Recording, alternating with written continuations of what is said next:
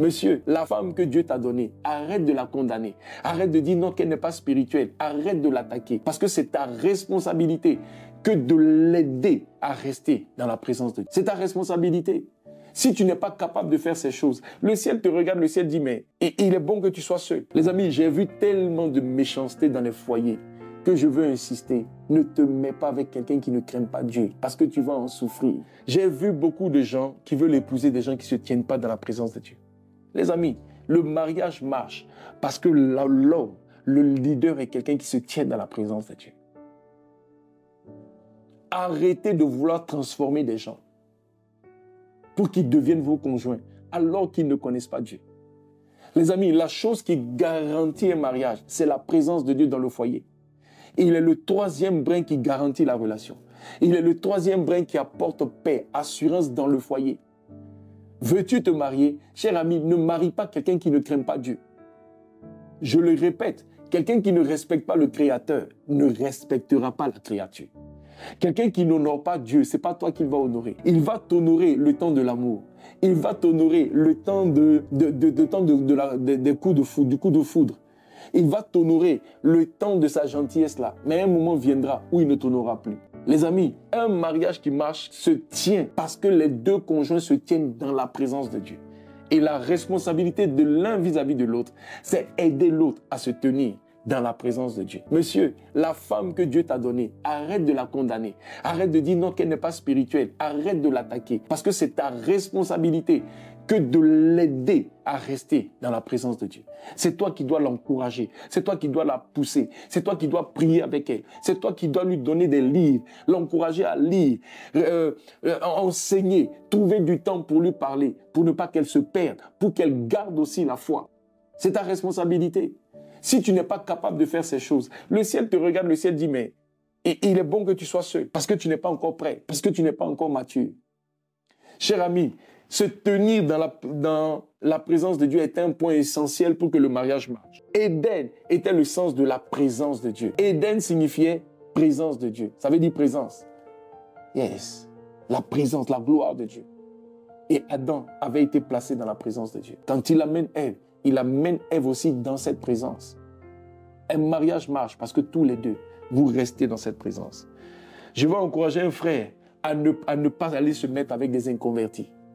Je vais encourager une sœur à ne pas aller se mettre avec quelqu'un qui ne confesse pas le Christ. Je ne suis pas en train de parler de religion. Je parle de nouvelle naissance. Je parle de... tu as rencontré le Seigneur. Il est devenu ton Père. Maintenant, tu cries par l'Esprit de Dieu. Abba! Tu soupires après Dieu. Tu le reconnais comme ton Seigneur et ton Sauveur. Quand Dieu parle, tu te soumets. Quand Dieu parle, tu l'écoutes. C'est ce type de personne comme Marie. C'est avec ce type de personne qu'on se met. C'est avec lui qu'on peut bâtir une relation selon le cœur de Dieu. Alléluia. 2 Corinthiens chapitre 6, versets 14 à 16.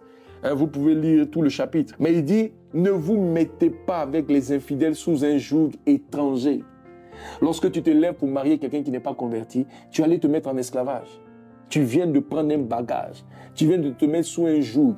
Et ce n'est pas le joug du Christ. Ce n'est pas le joug de notre Seigneur. C'est un joug étranger. Tu vas en souffrir.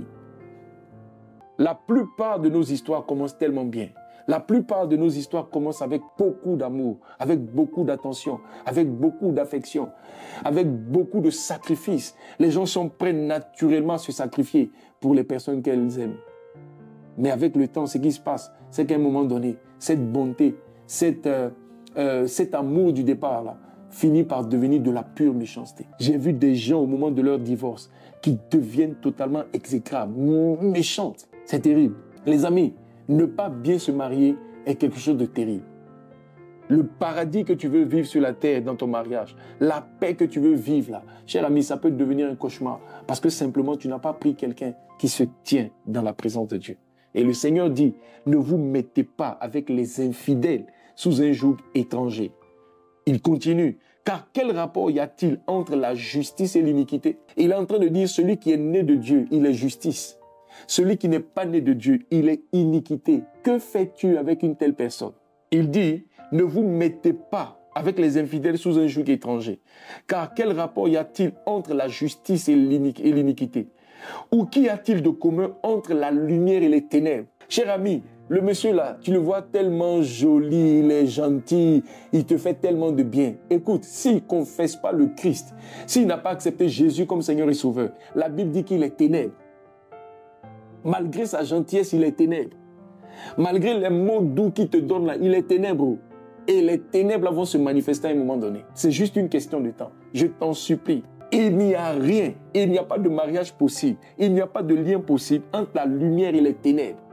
Quand la lumière arrive, normalement, les ténèbres sont censées se dissiper.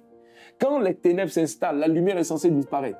Il n'y a pas, les amis, de combinaison possible. Il n'y a pas de combinaison possible.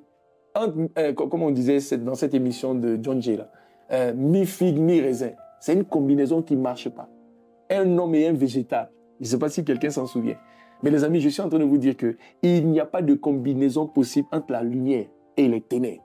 Donc Dieu est étonné et il pose la question, après nous avoir avertis, ne vous mettez pas avec des infidèles sous un joug étranger.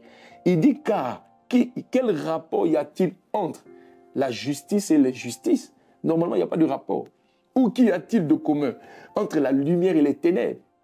Il continue, quel accord y a-t-il entre Christ et Bélial? Les amis, là on sort même le nom d'une entité qu'on appelle Bélial.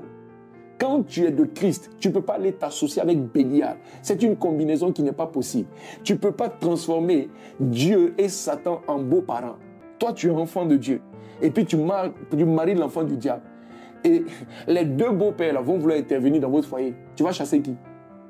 Tu vas dire non, c'est mon beau-père, mais Satan là, il ne peut pas venir parler. Non, non, non, non, non. Satan est dedans. Tu as marié son enfant.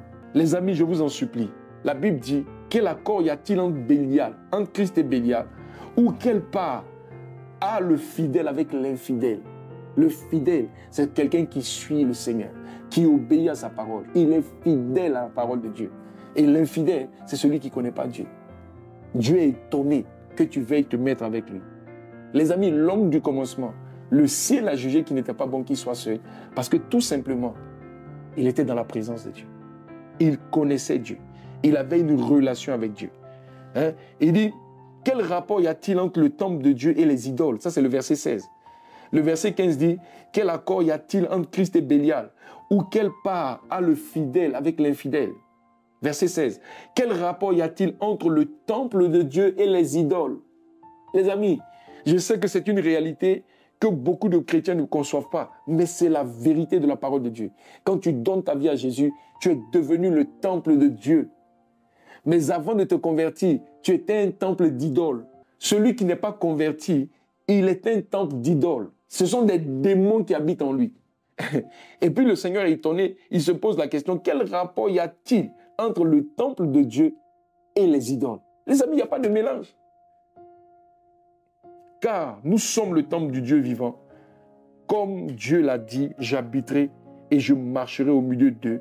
Je serai leur Dieu et ils seront mon peuple. Quand tu te mets avec un inconverti, lui là, Dieu n'est pas son Dieu. Il ne se tient pas dans la présence de Dieu. Il se tient dans les ténèbres. Cher ami, c'est une condition importante et j'encourage quelqu'un à chercher quelqu'un qui se tient dans la présence de Dieu. C'est celui-là, il n'est pas bon qu'il soit seul. 1 Corinthiens chapitre 7, verset 39 dit, « Une femme est liée aussi longtemps que son mari est vivant.